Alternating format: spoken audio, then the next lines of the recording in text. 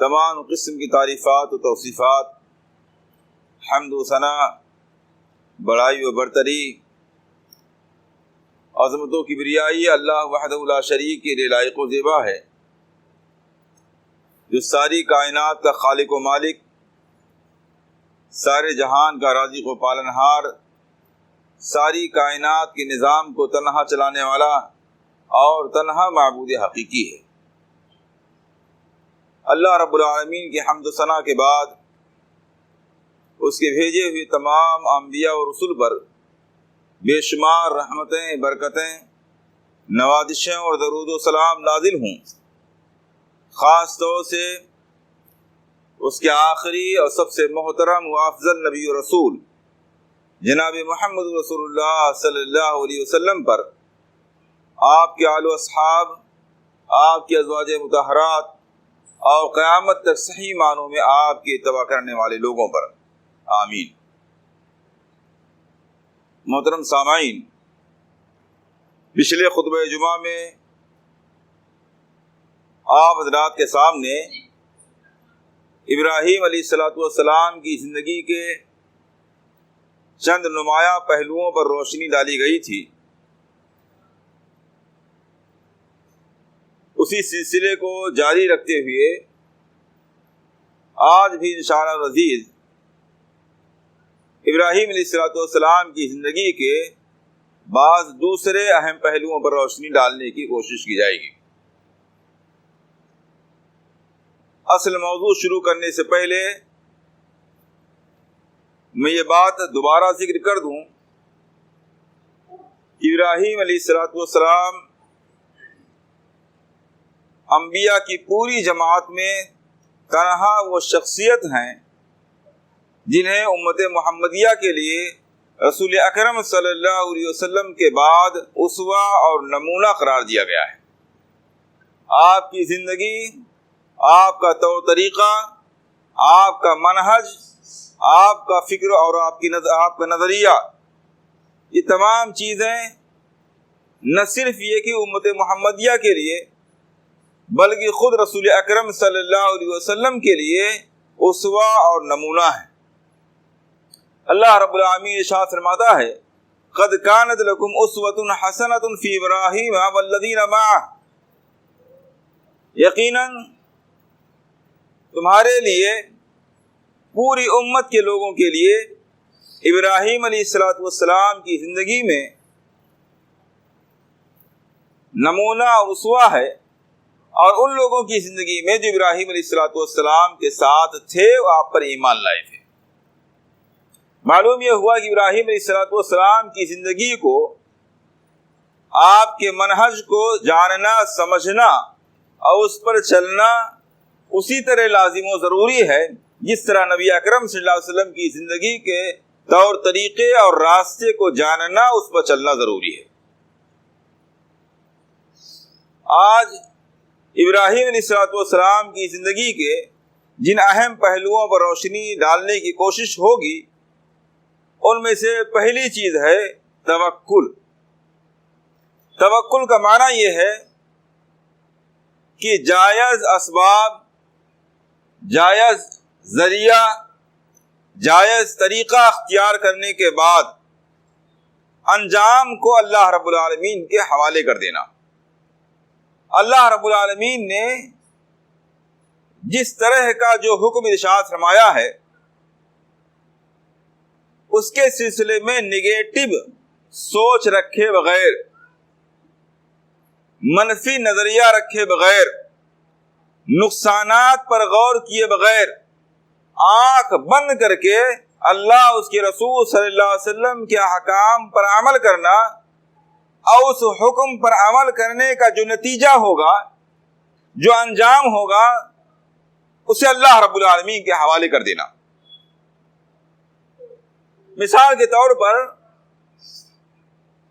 ایک تاجر کو اس بات کا حکم دیا گیا کہ جمعہ کے دن اذان ہو جانے کے بعد وہ کسی بھی قسم کی تجارت نہ کرے۔ فَاسْعَوْا إِلَى ذِكْرِ اللَّهِ، اذان ہونے کے فوراً بعد اللہ رب العالمین کی عبادت کی طرف چل پڑو۔ बल्कि हदीस की रोशनी में उससे पहले ही पहुंच जाना चाहिए। अब अल्लाह और उसके रसूल सल्लल्लाहु अलैहि वसल्लम के इस हुक्म पर आंख बंद करके अमल करना, ये सोचे बगैर कि दुकान बंद कर देने का या कारोबार बंद कर देने का अंजाम क्या होगा।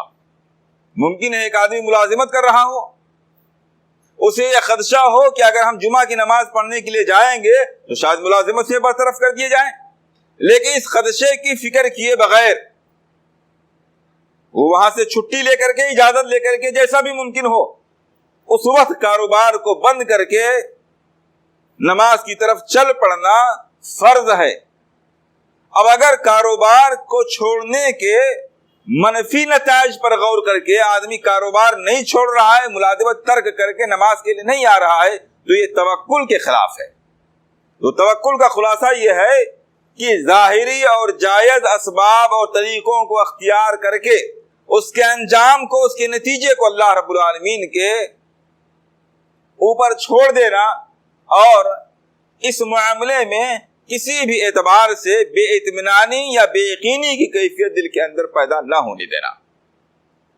तवक्कुल अहले ईमान की बहुत अहम निशानी और बहुत बड़ा वस्फ है।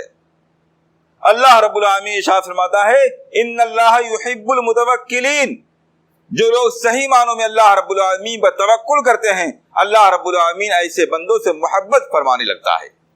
यह सबसे बड़ी नेमत है कि इंसान से अल्लाह रब्बुल आलमीन किसी वस्फ की बुनियाद पर, किसी खूबी की बुनियाद पर मोहब्बत फरमाने लगे। और रसूल अकरम सल्लल्लाहु अलैहि वसल्लम इरशाद फरमाते हैं कि अल्लाह रब्बुल आलमीन फरमाता है कि अगर लोग मुझ पर सही मानों में सही तरीके से तवक्कुल और एतमाद करने लगे तो मैं लोगों को उसी तरह रोजियां दूंगा जैसे परिंदों को रोजी देता हूं।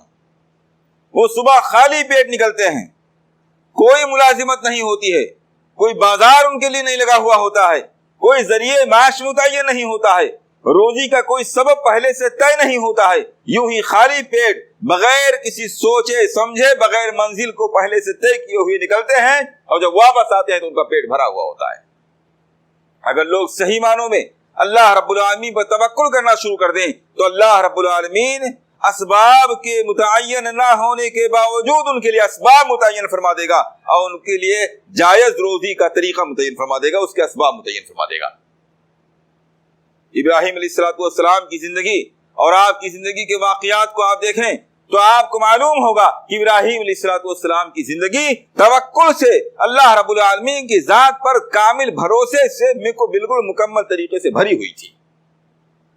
इसलिए आप देखिए, इब्राहिम अलैहिस्सलाम को आग में डाला जाता है, न रोना, न चिल्लाना, न बेइत्मीनानी की कोई कैफियत पैदा करना, न गैरुल्लाह से गिड़गिड़ाना, न मिन्नतें मानना, ऐसी कोई कैफियत पैदा नहीं हुई।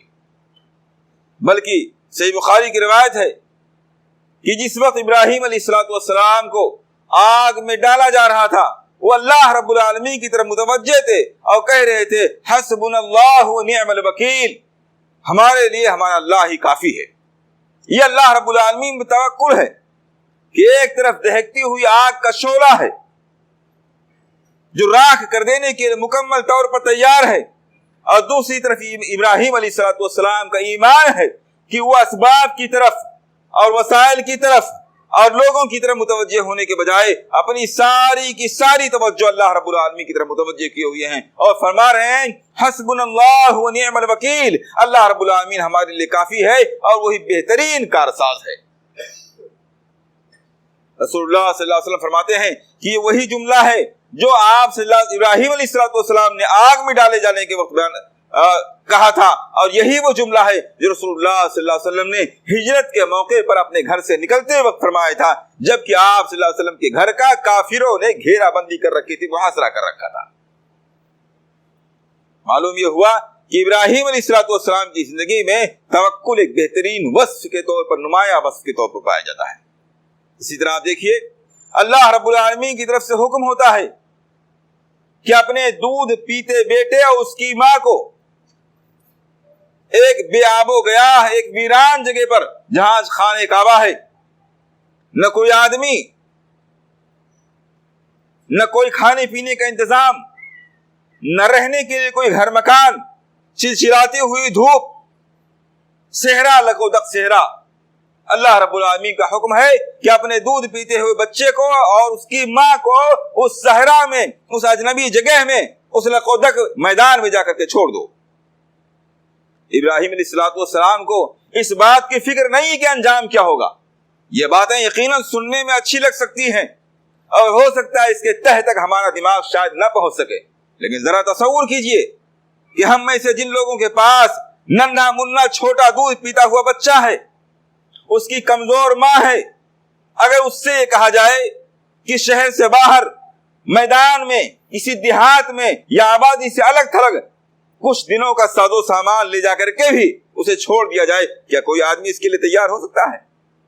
जबकि आज चारों तरफ आबादियां हैं, हम किसी सहरा में नहीं हैं, लेकिन इसके बावजूद अगर ये कहा जाए कि जरा मैदान में किसी आबादी से हट करके अपनी औलाद 24 घंटे के लिए छोड़ करके चले आइए, एक रात के लिए छोड़ करके चले आइए, एक दिन के लिए छोड़ करके चले आइए, चंद घंटों के लिए छोड़ दिए, मुमकिन नहीं होगा शायद। इब्राहीम अलैहिस्सलाम से बगैर किसी वक्त की तायीन के, बगैर अंजाम मुतय्यन किए हुए कहा जा रहा है कि अपनी बीवी बच्चों को वहां छोड़ के आप वापस चले आइए। इब्राहीम अलैहिस्सलाम का तवक्कुल इतना आला और बाला है कि बगैर अंजाम की फिक्र किए हुए इब्राहीम अलैहिस्सलाम अपने लख्ते जिगर और उसकी माँ को उस बेआबो गया और वीरान जगह पर छोड़कर चले आ रहे हैं। हाँ, थोड़ी सी खजूर है, थोड़ा सा पानी है, इसमें इशारा है इस बात की तरफ कि तवक्कुल का ये माना नहीं है कि आदमी जायज असबाब भी अख्तियार न करे। अल्लाह पर भरोसा करने का ये माना नहीं है कि आदमी अपने घर हाथ पर हाथ रखे हुए बैठा रहे और रोजी का इंतजार करने लगे। तवक्कुल का माना यह है कि इंसान जायज असबाब, जायज तरीके और जायज वसाइल तो अख्तियार करे, लेकिन उसके अंजाम को अल्लाह रब्बुल आलमीन पर छोड़ दे और किसी भी अंदेशे की बुनियाद पर किसी नाजायज तरीके और सबब की तरफ रुख न करे। ये तवक्कुल है और इब्राहीम अलैहिस्सलाम का एक बहुत बड़ा नुमाया वस्फ है। दूसरी खूबी जो इब्राहीम अलैहिस्सलाम के अंदर बहुत कामिल तरीके से पाई जाती थी वो है कुर्बानी, और जिसके लिए इब्राहीम अलैहिस्सलाम की जिंदगी और इब्राहीम अलैहिस्सलाम की सुन्नत मशहूर है। आम तौर से हम और आप कुर्बानी का मतलब समझते हैं अल्लाह के राह में जानवर को ज़बह कर देना, लेकिन कुर्बानी का माना यह है कि अल्लाह रब्बुल आलमीन की नजदीकी, अल्लाह का कुर्ब हासिल करने के लिए तमाम किस्म की चीजों को, अपने वजूद को और अपनी जात से मुताल्लिक तमाम चीजों को अल्लाह रब्बुल आलमीन की मर्जी के मुताबिक तज देना, अल्लाह रब्बुल आलमीन की मर्जी के मुताबिक छोड़ देना, अल्लाह रब्बुल आलमीन के मंशा के मुताबिक उससे अपना ताल्लुक खत्म कर लेना, ये असल कुर्बानी है। इब्राहीम अलैहिस्सलाम की जिंदगी देखिए, अपने वालिद को छोड़ने की कुर्बानी, अपनी वालिदा को छोड़ने की कुर्बानी, अपने वतन को छोड़ने की कुर्बानी, ये सब बातें सुनते सुनते हम इनके आदी हो गए हैं। लेकिन अगर हमसे कहा जाए कि अपना घर बार छोड़ दीजिए, अपने वालिदैन छोड़ दीजिए, अपने रिश्तेदार छोड़ दीजिए और शायद पलट कर फिर कभी इन्हें देखने का मौका न मिले, यकीनन बहुत मुश्किल काम होगा। इब्राहीम अलैहिस्सलाम ने अल्लाह रब्बुल आलमीन के मंशा के मुताबिक उसके दीन की सरबलंदी और अपने दीन के तहफ़्फ़ुज़ के लिए इन तमाम चीजों की कुर्बानी दी, और फिर उसके बाद में सबसे अजीम कुर्बानी जिसके लिए इब्राहीम अलैहिस्सलाम मशहूर हैं वो लामिसाल कुर्बानी। ख्वाब में इशारा किया जा रहा है कि अपने महबूब चीज को अल्लाह की राह में कुर्बान कीजिए, ज़बह कीजिए। इब्राहीम अलैहिस्सलाम गौर करते हैं कि मेरी नजर में सबसे महबूब कौन है। वो इस नतीजे पर पहुंचते हैं कि मेरी नजर में मेरा लख्ते जिगर इस्माइल सबसे ज्यादा महबूब है। वो समझ जाते हैं अल्लाह रब्बुल आलमीन इसकी कुर्बानी चाहता है। और सिर्फ समझना नहीं, सिर्फ इशारे पर इक्तिफा करना नहीं हुआ, ये इशारा है थोड़ी और वजाहत मिल जाए, नहीं, अंबिया का ख्वाब भी वही का एक हिस्सा होता है। इशारा पा करके इब्राहीम अलैहिस्सलाम अपने बेटे को ज़हनी तौर पर तैयार करते हैं और उसे ज़बह करने के लिए न सिर्फ ये कि लेकर निकल पड़ते हैं, बल्कि बाकायदा उसके गले पर छुरी फेर देते हैं। ये सब बातें हमारे और आपके ख्वाब ख्याल से बहुत ऊंची और बुलंद हैं। हम में से कितने ऐसे लोग हैं जो जानवर की कुर्बानी के मौके पर खड़े तक नहीं हो पाते हैं। जानवर को ज़बह करना तो दूर की बात, अगर ये हुक्म दे दिया जाता کہ ہر سال اپنے کسی لختے جگر کو قربان کرنا ہے، نہ ہر سال زندگی میں ایک بار اپنے چہیتے بیٹے کے گلے پر چھری اپنے ہاتھ سے چلانی ہے۔ کتنا مشکل امر ہوتا، شاید ممکن ہی نہ ہوتا۔ اپنے ایمان کو دیکھ کر کے ہم کہہ سکتے ہیں شاید ممکن ہی نہ ہوتا، لیکن ابراہیم علیہ السلام کی زندگی اس قسم کی بے شمار قربانیوں سے بھری پڑی ہے، اور اسی سے نتیجہ معلوم ہوتا ہے کہ بلندیاں، سرفرازیاں اور عزتیں دنیا کے اندر بھی آخرت کے اندر بھی قربانیوں کے نتیجے میں ملتی ہیں۔ جائز انداز میں اللہ رب العالمین کے حکم کے مطابق جب بندہ اپنی تمام قسم کی چیزوں کو اللہ کے راہ میں قربان کرنے اور اللہ کی مرضی کے مطابق چھوڑ دینے اور تج دینے کے لیے تیار اور آمادہ ہوتا ہے، تب اللہ رب العالمین کی طرف سے سربلندیاں اور سرفرازیاں ملتی ہیں۔ ابراہیم علیہ السلام کی سنت اور ابراہیم علیہ السلام کا اسوہ یہ بھی ہے کہ جب اللہ رب العالمین کی طرف سے ہمیں کسی بھی کام کے کرنے یا چھوڑنے کا حکم آ جائے تو وہی قربانی ہے، پھر اس کے معاملے میں ہم کسی پس و پیش میں نہ رہیں۔ وہ چیز ہماری اپنی زندگی سے متعلق ہو، ہمارے کاروبار سے متعلق ہو، ہمارے جسم سے متعلق ہو، ہمارے لباس سے متعلق ہو، ہمارے گھر سے متعلق ہو، ہماری رشتہ داریوں سے متعلق ہو، کسی بھی چیز سے متعلق اگر اللہ رب العالمین کا یہ حکم آ رہا ہے کہ یہ کام آپ کو کرنا ہے، یہ چھوڑنا ہے، تو اسے پورا کرنا یہ قربانی اور ابراہیم علیہ السلام کی زندگی کا سب سے نمایاں وصف ہے۔ اسی طرح ابراہیم علیہ السلام کی زندگی کا ایک بہت اہم پہلو، اور نہ صرف ابراہیم علیہ السلام بلکہ ابراہیم علیہ السلام کے پوتے یعقوب علیہ السلام کی زندگی کے بارے میں بھی بہت نمایاں طریقے سے قرآن کریم نے جو بات بیان کی ہے وہ ہے اپنی اولاد کی فکر۔ اور وہ فکر دنیا سے متعلق نہیں تھی، اعلیٰ تعلیم سے متعلق نہیں تھی، ذریعے معاش سے متعلق نہیں تھی، ڈگری ہولڈر بنانے سے متعلق نہیں تھی۔ وہ ساری کی ساری فکر جو ابراہیم علیہ السلام اور دیگر انبیاء کے اندر اولاد سے متعلق پائی جاتی تھی وہ آخرت سے متعلق تھی، اور آخرت سے متعلق بھی خاص طور سے توحید سے متعلق تھی۔ خاص طور سے انبیاء کو اس بات کی فکر لگی رہتی تھی کہ کہیں ہمارے بعد ہماری اولاد شرک میں مبتلا نہ ہو جائے۔ اسی لیے آپ دیکھیے ابراہیم علیہ السلام کے سلسلے میں اللہ رب العالمین سورہ بقرہ آیت نمبر 128 میں ارشاد فرماتا ہے۔ ابراہیم علیہ السلام فرماتے ہیں ربنا وجعلنا مسلمین لک ومن ذریتنا امۃ مسلمۃ لک، اے ہمارے پروردگار، اے ہمارے رب، ہمیں اور ہماری اولاد کو، ہماری ذریت کو اپنا مسلم بندہ بنا کر کے رکھنا۔ ایک لفظ میں تمام قسم کی اطاعتیں شامل ہو گئیں۔ یہ انبیاء اور قرآنی دعاؤں کا نتیجہ ہے، اس لیے کوشش کرنی چاہیے کہ انبیاء اور قرآنی دعاؤں کے ذریعہ دعا کی جائے۔ اس میں جامعیت ہوتی ہے، چھوٹے سے الفاظ میں بہت بڑی بات سمیٹ دی جاتی ہے۔ ابراہیم علیہ السلام دعا فرما رہے ہیں اے اللہ تو مجھے مسلم بنا کر کے رکھنا۔ قربانیاں اتنی بڑی بڑی ہیں، نبی ہیں، اولو العزم انبیاء میں سے ہیں، اور ڈر لگا ہوا ہے کہیں اسلام سے ہاتھ نہ دھو بیٹھیں، کہیں اللہ کی فرما برداری میں کمی نہ آ جائے۔ دعا فرما رہے ہیں اے الہ العالمین تو ہمیں اور ہماری آنے والی نسلوں کو امت مسلمہ بنا کر کے رکھنا، انہیں اپنا فرما بردار بنا کر کے رکھنا۔ وارینا مناسکنا وتب علینا انک انت التواب الرحیم، اور ہمیں ہماری عبادت کا، حج کا طریقہ بتلا دے، وتب علینا ہماری خطاؤں کو معاف فرما دے، انک انت التواب الرحیم، یقیناً تو بہت زیادہ توبہ قبول فرمانے والا اور رحم فرمانے والا ہے۔ ابراہیم علیہ السلام کو اپنی اولاد کے لیے، اپنی ذریت کے لیے فکر ہے، اور اپنی اولاد کے لیے دعا فرما رہے ہیں۔ یہاں دو باتیں معلوم ہوئی۔ ایک بات تو یہ کہ ایک مسلمان کو چاہیے کہ وہ ابراہیم علیہ السلام کی سنت پر عمل کرتے ہوئے ہمیشہ اپنی اولاد کے لیے، اور خاص طور سے اپنی اولاد کے اسلام اور اس کی عاقبت کے لیے فکر مند رہے۔ دنیا کے لیے فکر مند ہونا اتنی عقل مندی کی بات نہیں جتنی آخرت کے لیے فکر مند ہونا، بلکہ اصل فکر مندی آخرت ہی کی فکر مندی ہے، کیونکہ دنیا کے لیے ہم جن جن معاملات میں فکر مند ہیں وہ ساری چیزیں تقدیر میں لکھی ہوئی ہیں، اور ان ساری چیزوں کی ذمہ داری اللہ رب العالمین نے اپنے اوپر لے رکھی ہے۔ وَمَا مِن دَابَّةٍ فِي الْأَرْضِ إِلَّا عَلَى اللَّهِ رِزْقُهَا، زمین میں چلنے والے جتنے بھی جاندار ہیں، انسان، جنات، پرند، چرند، جتنے بھی ہیں، اللہ رب العالمین نے ان کی رزق، ان کی روزی اپنے ذمے لے رکھی ہے۔ اللہ رب العالمین نے جس چیز کی گارنٹی اپنے ہاتھ میں لے رکھی ہے ہم اس کے لیے پریشان ہیں، اور جس کی کوئی گارنٹی نہیں اس کے لیے کوئی پریشانی نہیں۔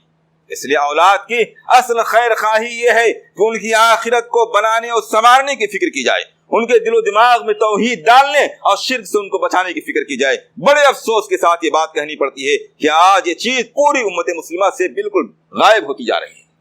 ساری کی ساری توجہ، ساری کی ساری فکر مندی صرف روزی حاصل کرنے کے لیے، ذریعہ معاش کے لیے، اس تعلیم کے لیے ساری فکر ہے جس کے ذریعہ دنیا کے اندر عزت مل جائے، دنیا کے اندر مال و دولت حاصل ہو جائے۔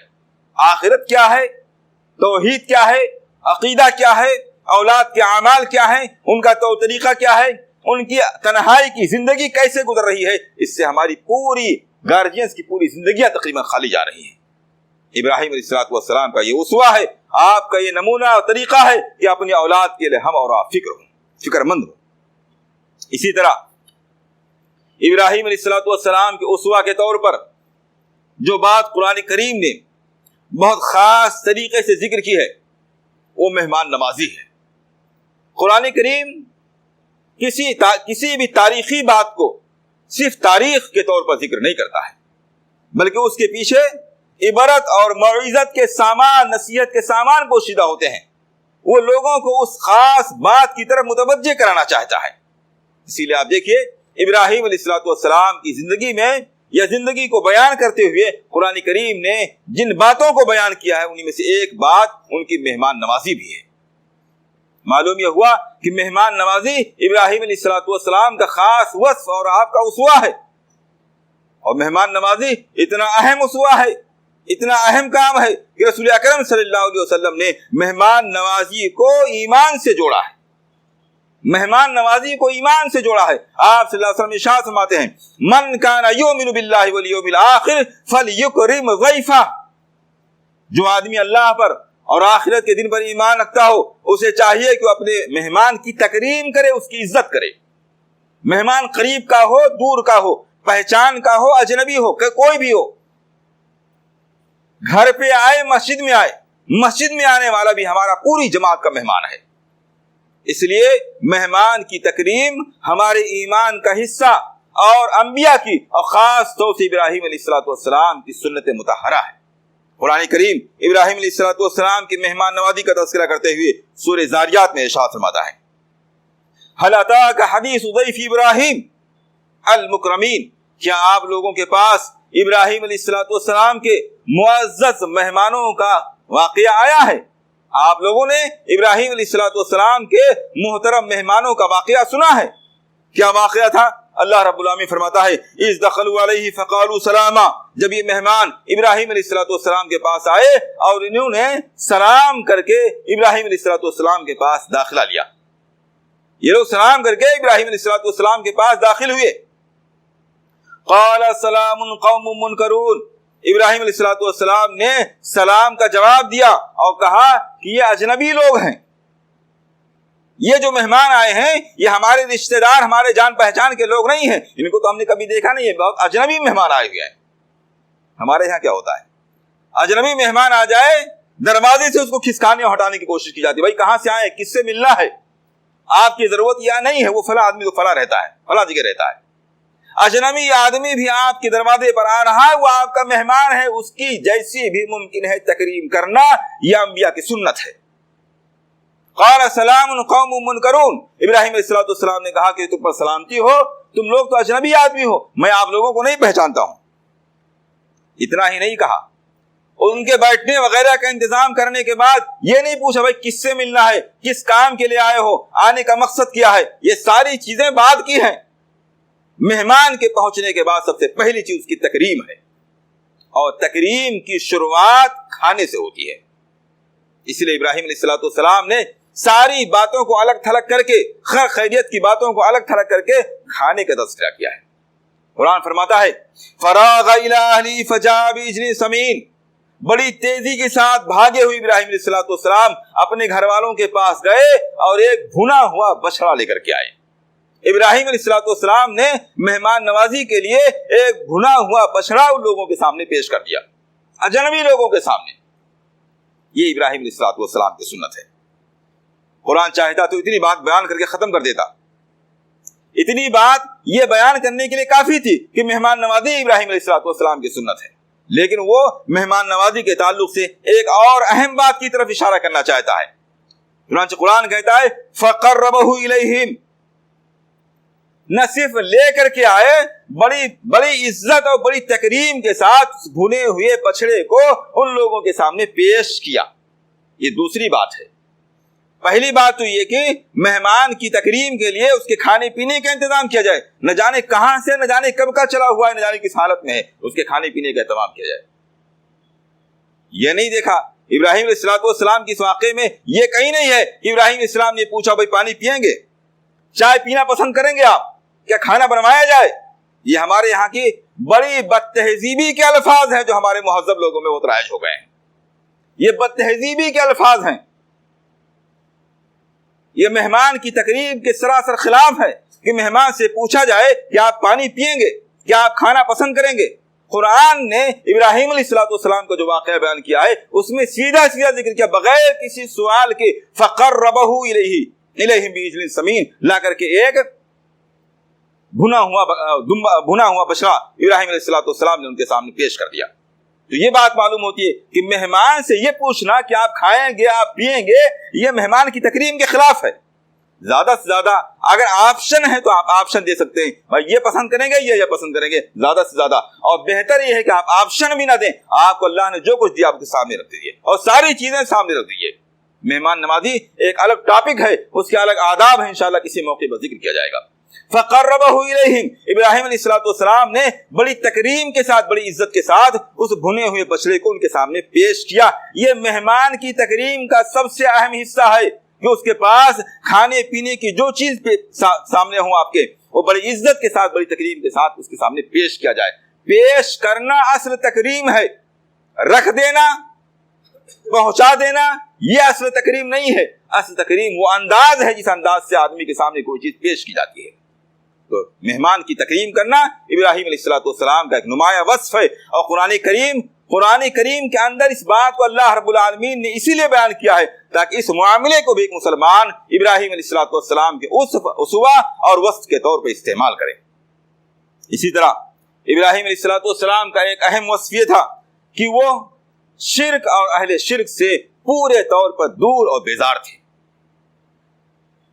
ان کے یہاں توحید کے معاملے میں، عقیدے کے معاملے میں، ایمان کے معاملے میں کسی طرح کی کوئی لچک اور نرمی نہیں تھی۔ قرآن کریم نے سورہ ممتحنہ میں ابراہیم علیہ السلام کے اس وصف کا تذکرہ کرتے ہوئے فرمایا ہے قَدْ كَانَ لَكُمْ أُسْوَةٌ حَسَنَةٌ فِي إِبْرَاهِيمَ وَالَّذِينَ مَعَهُ، یقیناً تمہارے لیے ابراہیم علیہ السلام اور ان کے ساتھیوں کی زندگی میں بہترین نمونہ ہے۔ اذ قالوا لقومهم انا براء منكم ومما تعبدون من دون اللہ، جب ان تمام لوگوں نے، ابراہیم علیہ السلام نے ان کے ساتھیوں نے کہا تھا کہ ہم تم سے دور ہیں، بیزار ہیں، تم سے لا تعلق ہیں، اور ان سارے لوگوں سے بھی لا تعلق ہیں جن کی تم اللہ کے علاوہ عبادت کرتے ہو۔ شرک اور اہل شرک سے ابراہیم علیہ السلام نے سر عام براءت کا، بیزاری کا، دوری کا اعلان فرما دیا۔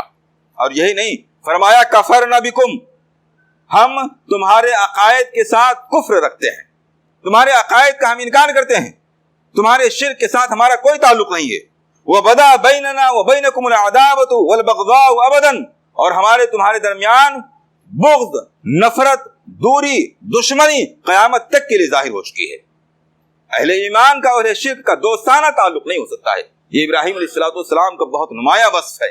اب اسی کو عقیدے کے باب میں ولا اور برا کہا جاتا ہے، یعنی اہل ایمان سے ایمان کی بنیاد پر دوستی اور اہل شرک سے ان کے عقائد کی بنیاد پر دشمنی اور دوری، یہ ابراہیم علیہ السلام کا نہایت نمایاں وصف ہے۔ حتی تؤمنوا باللہ وحدہ، یہاں تک کہ تم بھی اگر اللہ وحدہ لا شریک پر ایمان لے آؤ تو ہمارے بھائی بن جاؤ گے۔ لہذا ابراہیم علیہ السلام کا ایک نمایاں وصف یہ ہے کہ دین کے معاملے میں، عقیدے کے معاملے میں، توحید کے معاملے میں کسی بھی طریقے سے کوئی لچک اور نرمی نہ رکھی جائے۔ ہم میں سے کتنے ایسے لوگ ہیں جنہوں نے عقیدے کو، توحید کو، ایمان کو سمجھا تو ضرور ہے، لیکن جہاں جیسا دیش ویسا بھیج کا رویہ اختیار کرتے ہیں۔ جیسے حالات ویسے معاملات، رشتہ داریوں میں پہنچ گئے تو منتوں اور نظر و نیاز کے بھی کھانے کھا لیا کرتے ہیں۔ اگر دوستوں یاروں میں بیٹھے ہوئے تو عقیدے کے معاملے میں بڑی نرمی ہے، تذکرہ تک نہیں آنے دے گا، اپنے آپ کو چھپانے کی کیفیت ہے کہ لوگوں کو معلوم نہ ہو جائے یہ اہل الحدیث ہے، عقیدے توحید کو اختیار کرنے والا ہے۔ یہ ابراہیم علیہ السلام کے اسوہ اور ایک مومن کی طرز زندگی کے سراسر خلاف زندگی ہے۔ ایک مومن کا معاملہ عقائد کے معاملے میں نرم اور لچکدار نہیں ہوتا ہے، وہ سر عام اس بات کا اعلان کرتا ہے کہ ہم اللہ وحدہ لا شریک کی عبادت کرتے ہیں اور اس کے معاملے میں کسی بھی طریقے سے کوئی لچک برداشت نہیں کریں گے۔ लकुम दीनुकुम वलिया दीन, तुम्हारे लिए तुम्हारा दीन, हमारे लिए हमारा दीन, दीन के मामले में कोई लचक नहीं। इसी तरह इब्राहिम अलैहिस्सलाम की जिंदगी का एक वस्फ ये है कि कुरान करीम ने उनको हनीफ फरमाया है। तकरीबन कुरान करीम में 9 मकाम पर इब्राहिम अलैहिस्सलाम के बारे में फरमाया गया हनीफन, इब्राहिम अलैहिस्सलाम हनीफ थे। और इसी हनीफ को मिल्लत हनीफियत कहा जाता है, हनफियत नहीं, मिल्लत हनीफियत। इब्राहिम अलैहिस्सलाम के हनीफियत को एक मजहब, एक मिल्लत के तौर पर कुरान ने पेश किया है। और हनीफियत का माना यह है अलमाइलु अनिल बातिल इलल हक़्क़ि, तमाम किस्म के बातिल से अपना रुख मोड़ करके हक की तरफ मुतवज्जे हो जाना। जो कुछ बातिल है, जो गलत है, उससे अपना चेहरा फेर लेना, उससे दूरी अख्तियार कर लेना, और जो हक है, जो ईमान है, जो सच है, जो कुरान और हदीस से साबित है, पूरे तौर पर उसकी तरफ मुतवज्जे हो जाना, ये मिल्लत हनीफियत है, जिसकी तरफ अल्लाह रब्बुल आलमीन ने खास तौर से हमारी और आपकी तवज्जो चाहिए।